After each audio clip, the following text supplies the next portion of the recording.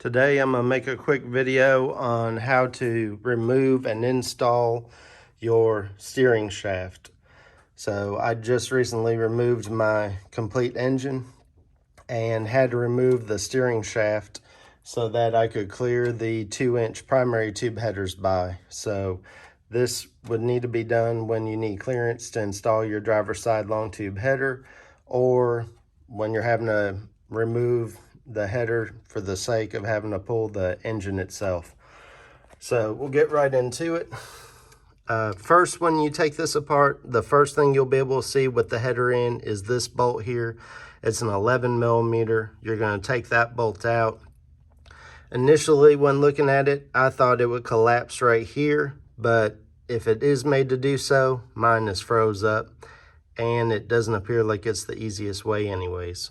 So if you remove this bolt down here, that's near the knuckle by the steering rack, and remove this bolt up here, then all you're going to do is slide it down into here, rotate it out, and then slide it out like so. So it may be a little tight at first. You can add some WD-40 or some sort of penetrant to get it to loosen up down at the bottom, and then up here, this is where the bolt goes through.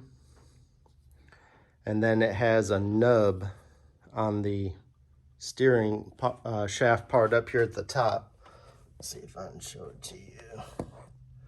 A little hard to see. It's right there on the outside. That aligns with that slot right there.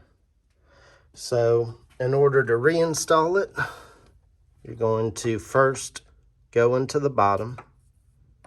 So you're going to line it up and go into the bottom, then line it up there and slide it right on up. And once you align this one, tighten and install this bolt first and tighten it, and then that'll make sure you don't tighten this one first and not have room to move it up and down to line up that top hole. So line up and install the top bolt first, and then install the bottom, and you'll be finished. If y'all find this video helpful, please subscribe and like the video as well. Thank you.